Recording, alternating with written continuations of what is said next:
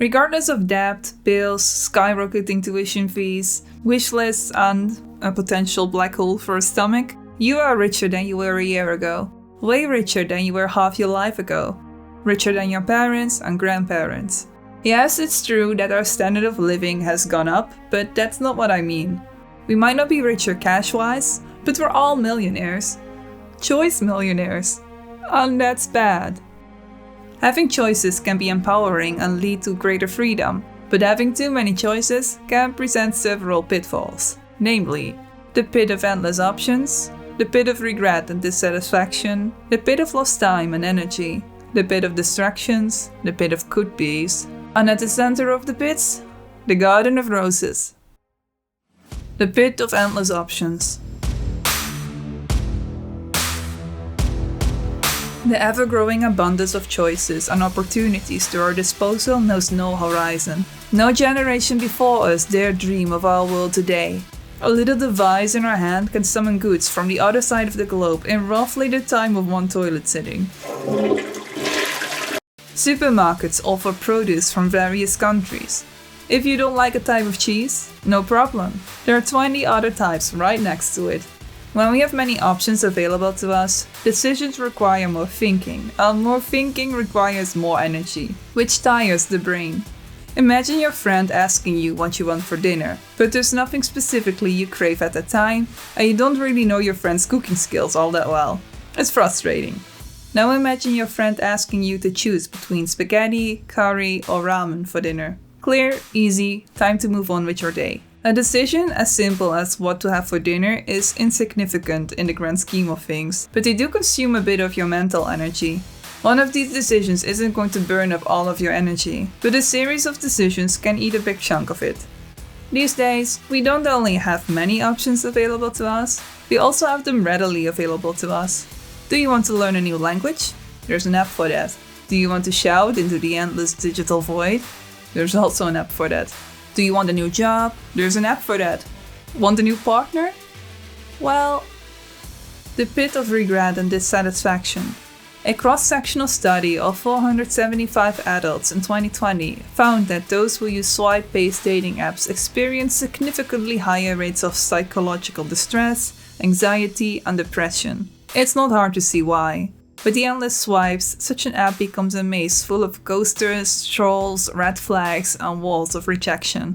And on the other side, you might cross paths with someone that's genuinely interested in you, but be trapped by a little voice that reminds you that there might be a person out there that's prettier, richer, and shares the same passion for bug collection. You leave the potential partner behind and step back into the endless maze. The pit of lost time and energy. Don't like your job? You can find vacancies not only in your area, you can apply nationally or sometimes even internationally. Billions of companies with many billions more of open listings. Some of them these days are even remote, so you're not even required to move.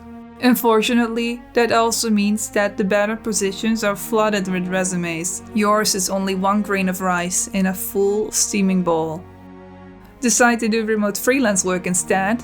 Also easier than ever, but you're competing with people from poorer countries who can do the same work for what would be half the minimum wage in your country.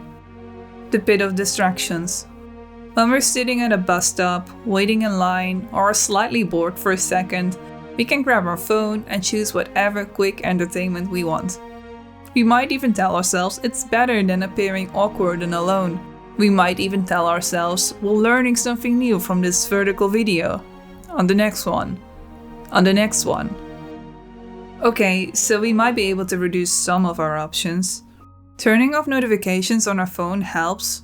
Not browsing web shops unless we need something saves us money.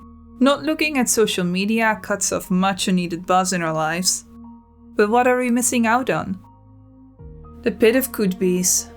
There's so much more to explore in the maze of life. The possibilities are endless.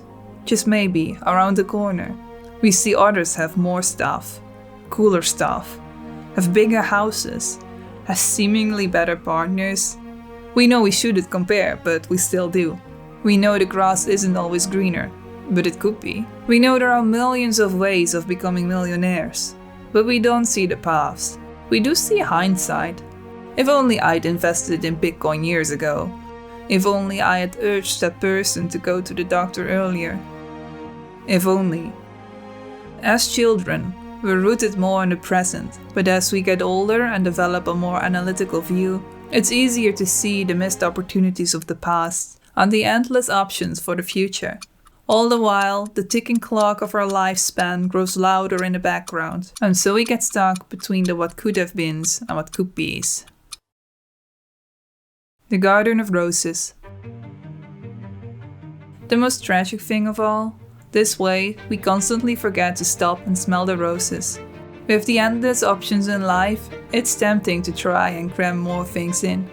Do more things, have more things, but all those things are meaningless nothings when not appreciated.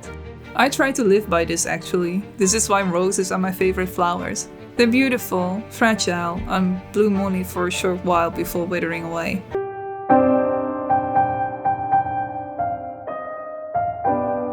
So slow down, appreciate the beauty of life, appreciate the present, appreciate the people you love, and the things that you have. Nothing is permanent, so don't waste your energy on chasing could-be's or mourning the could-have-beens, and simply enjoy the roses in your life. I encourage you to leave a comment about something in your life that you appreciate, no matter how small. Thank you for watching.